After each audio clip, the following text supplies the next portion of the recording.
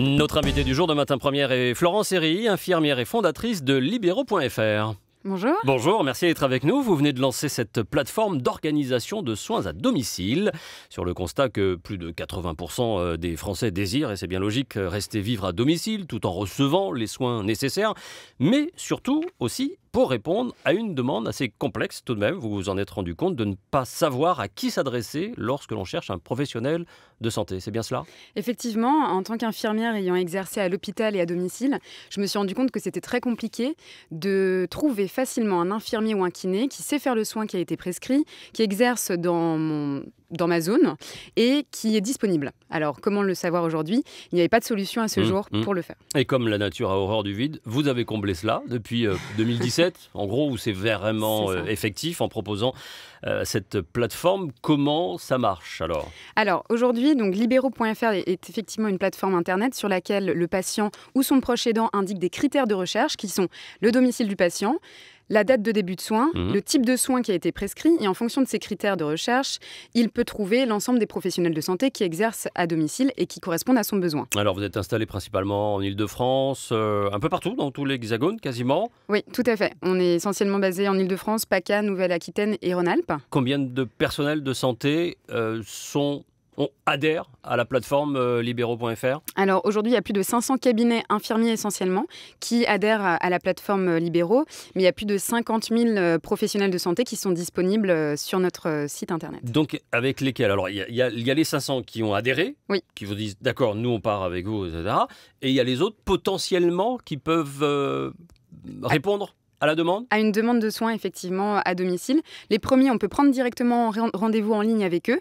Et les deuxièmes, on peut envoyer une demande de soins par SMS, mais nous ne garantissons pas leur disponibilité, les types de soins qu'ils font et leur zone de tournée. Comment est perçu justement l'outil aujourd'hui, de par déjà les professionnels de santé, les infirmiers, les 500 là, avec lesquels vous travaillez, vous êtes en partenariat, on va dire ? Oui, alors effectivement, pour eux, c'est un gain de temps en tant que professionnels de santé libéral. Donc, ils ont des appels intempestifs de patients qui ne correspondent pas forcément à leur spécialité, à leur zone de tournée. Donc, c'est comme un secrétariat en ligne, finalement. Donc, gain de temps dit forcément augmentation aussi du chiffre d'affaires avec des nouveaux patients qui arrivent via notre plateforme.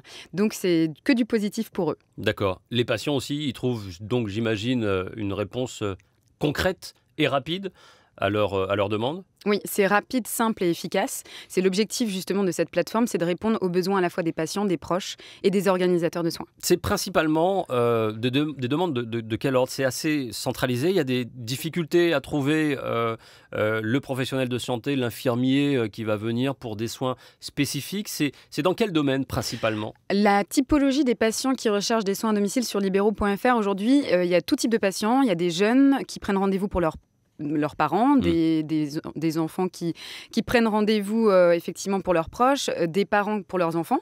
Et en fait, ça va être des soins qui sont assez simples aujourd'hui. C'est des pansements, des ablations d'agrafes, des injections d'anticoagulants.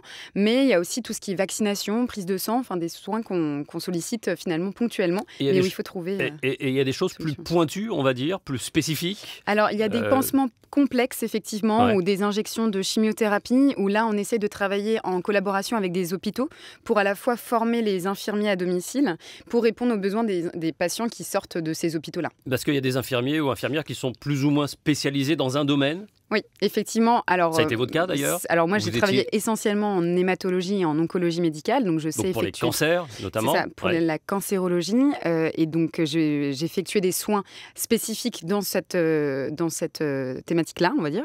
Mais par contre, j'ai jamais touché une machine de dialyse, par exemple. Donc effectivement, il y a des spécialités et qu'on ne peut pas forcément mettre en avant, mais que nous, on permet de matcher la demande patient à la demande pro. Et c'était pour en revenir à la genèse de la création de Libero, c'était pour faire face à cela quand on sort d'un hôpital où on vous dit il y aura tel soin, on vous dit pas forcément où aller, à qui vous adresser. C'était pour répondre à cette demande que vous avez eu l'opportunité de créer Libero. En moins d'un an, combien de prises en charge alors à domicile ? Ça représente quoi aujourd'hui ? Alors depuis mai 2017, notre lancement officiel, on a plus de 6000 prises en charge à domicile qui ont été effectuées grâce à notre solution. Et l'objectif, c'est d'augmenter ce chiffre cette année avec le maximum de professionnels de santé qui nous rejoindront. D'accord. Plus vous aurez des professionnels qui vont adhérer à votre plateforme, plus vous allez pouvoir répondre à la demande Alors aujourd'hui, on répond déjà à des demandes sur toutes les grandes villes de France, mais effectivement, plus on a de professionnels de santé, mieux on pourra répondre à la demande de soins. Alors, dans toutes les grandes villes de l'Hexagone, et donc bientôt peut-être en Outre-mer? Alors effectivement, oui, c'était.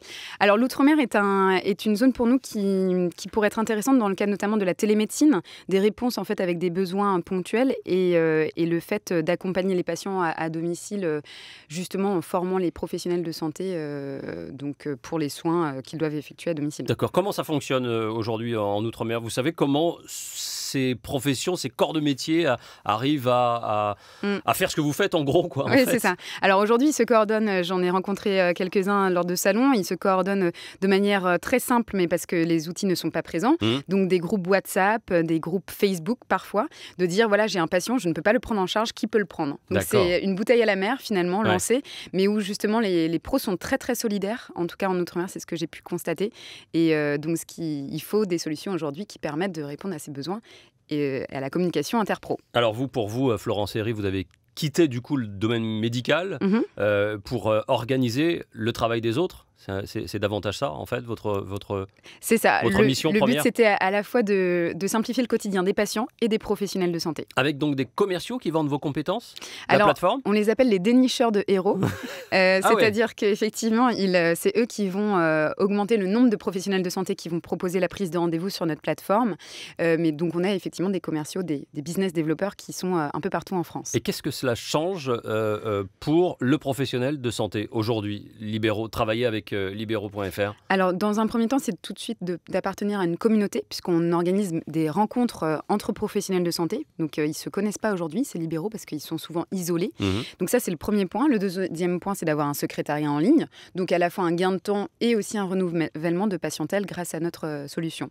Le but, c'est vraiment de créer aussi cet écosystème dans lequel ils peuvent échanger entre eux sur des problématiques ou sur, pourquoi pas, des formations à développer par la suite avec de nouvelles choses à venir. Comment se fait la rétribution de Libéraux.fr? Qui paye qui? C'est les patients qui, en vous réclamant un professionnel, vous payent? Comment ça fonctionne? Alors non, la recherche et la prise de rendez-vous en ligne est gratuite pour le patient et les proches d'ailleurs. Mais par contre, pour proposer la prise de rendez-vous en ligne, on propose un module de prise de rendez-vous en ligne aux professionnels de santé qui est un abonnement, qui du coup nécessite un abonnement mensuel de 15 € par mois. D'accord.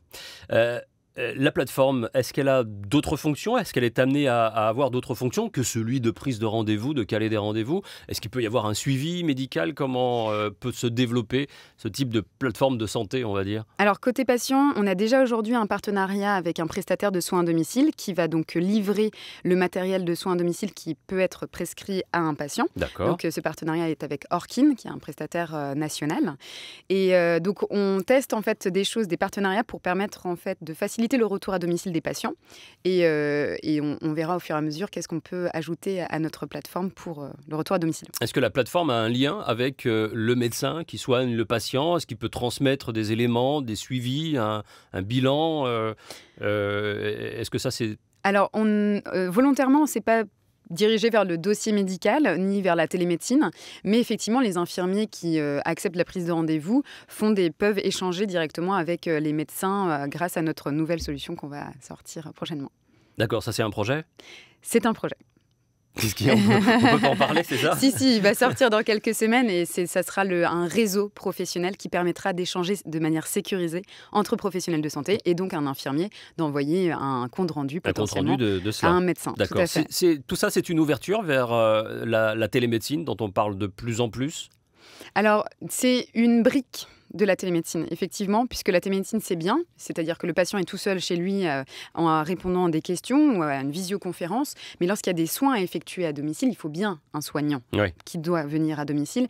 Et dans ce sens-là, on est une brique qui peut accompagner les nouveaux logiciels et nouvelles solutions de télémédecine, effectivement. Alors, vous êtes... dans les grandes villes, où j'allais dire à la limite, le boulot est assez facile, comme ça pour résumer, hein, oui. Ça peut être assez facile puisque du coup vous avez et les patients et les professionnels. La difficulté, c'est lorsque justement on doit lutter contre ces fameux déserts médicaux et qu'il faut trouver des professionnels pouvant aller ici et là. C'est pour ça que l'objectif, c'est plutôt de, comme je disais, de s'adosser ou devenir partenaire de solutions de télémédecine qui se mettent en place dans les déserts médicaux et nous d'apporter la brique de recherche d'un professionnel de santé du coup, pour être en partenariat. Mais nous, tout seuls, effectivement, il faut la brique dossier médical, la brique solution de télémédecine en plus. D'accord. Vous arrivez à trouver des infirmiers et infirmières qui sont justement, qui travaillent beaucoup dans ces lieux un peu isolés Alors, on a volontairement ciblé les grandes villes dans un premier temps pour être sûr de justement répondre à la demande patients et professionnels de santé. Par contre, effectivement, notre ambition, c'est vraiment d'aller autour des grandes villes pour répondre aux besoins patients et professionnels de santé qui recherchent tout de même un renouvellement de patientèle et un secrétariat en ligne. Clairement, c'est aussi un besoin pour eux. Est-ce qu'il y a des risques, des inquiétudes, des précautions que vous prenez lorsqu'on a ce type de gestion de plateforme liée à la santé? Oui, bien sûr. C'est une obligation pour nous en tant que solution en e-santé. On a un hébergeur de données agréé par le ministère de la Santé en données de santé qu'on a mis en place depuis le début. C'est-à-dire que toutes nos données sont sécurisées sur cette plateforme-là et qu'on n'a pas du tout accès justement aux données des patients ni aux données des pros. Est-ce qu'un non-professionnel de santé, alors vous l'êtes, pourrait créer ce type de plateforme ? Alors oui, c'est un marché. Donc clairement, il y a des solutions qui peuvent être développées par des personnes qui sortent d'écoles de commerce ou qui sont ingénieurs. L'idée n'est pas brevetable, mais par contre, il faut avoir une certaine sensibilité. Notamment sur le vocabulaire à utiliser auprès des professionnels de santé et des patients. Et ça, je pense qu'un professionnel de santé, alors tel qu'infirmier ou kiné ou autre, c'est important d'avoir un professionnel de santé dans une solution e-santé et dans une start-up en santé. Sinon, il n'y a pas vraiment de sens selon moi. Oui, d'accord. Est-ce qu'il peut y avoir un risque de débordement, du coup, parce qu'on a accès, malgré tout, à des données personnelles de santé liées à la santé? Est-ce qu'un non-professionnel pourrait ensuite, en créant ce type de plateforme, utiliser Tout de à toute fait. façon Alors, il est vrai qu'aujourd'hui, on peut imaginer que ces données-là soient revendues ou autres. Il s'avère qu'il y a de nouvelles normes, et notamment le RGPD qui va arriver là, cette année, qui obligera toute personne, même non professionnelle, à devoir respecter justement les règles de la gestion des données personnelles en santé, que ce soit un ingénieur, un commercial ou un infirmier. D'accord. Donc, il n'y a pas de risque. Oui, tout à fait. Alors, c'est la jeune entreprise, la jeune start-up Libero.fr. Comment vous avez l'intention de vous développer? Vous avez déjà une bonne dizaine donc, de salariés, si je ne me trompe, c'est bien ça? C'est ça, tout à fait. Comment vous avez l'intention de développer Libero.fr? Alors déjà, notre ambition, c'est de se développer sur tout le territoire national. Alors pourquoi pas les Outre-mer et Mais on l'espère. Bien sûr. Ouais. Et donc déjà de développer cette solution de mise en relation patient-professionnel, d'apporter le maximum de services aux patients. Donc, on va tester peut-être d'autres partenariats. Du transport, de services, des médicaments, des choses comme ça. Et pour les professionnels de santé, justement, de lancer ce nouveau réseau de professionnels de santé. Là, par contre, ça peut toucher tout type de professionnels de santé partout en France. Et puis, à terme, pourquoi pas toucher l'Europe et d'autres pays. Et c'est difficile de s'implanter dans des régions Outre-mer ou le reste de l'Hexagone ou l'Europe dont vous parlez. Qu'est-ce qu'il faut pour pouvoir... c'est des contacts, vous avez accès à tous les fichiers de professionnels de santé. Oui. C'est difficile de les atteindre et donc de pouvoir développer...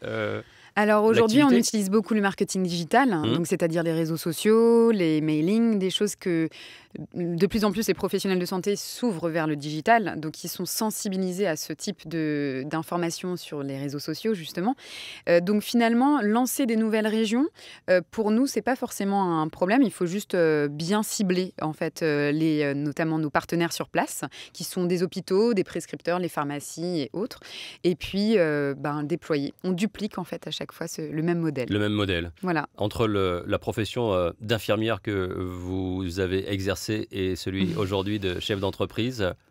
Alors, Quelle est la préférence? Il n'y a pas de pour finir la préférence question parce que c'est du prendre soin. Parce que clairement, quand on a une équipe de 15 personnes en tout à gérer, il faut prendre soin que les personnes aient confiance et continuent à travailler et être motivées pour c'est cet état d'esprit que vous conservez en fait. Oui, c'est ça. Et libéraux, c'est liberté et héros pour les héros du soin à domicile. Donc le prendre soin, je le revois toujours aujourd'hui dans mon équipe. Et c'est ça que je veux tenir jusqu'au bout. Merci Florence Herry d'avoir été avec nous. Je rappelle beaucoup. que vous êtes la fondatrice de Libéraux.fr. Un jour peut-être en Outre-mer. Tout à très bientôt. Merci, bon beaucoup. courage.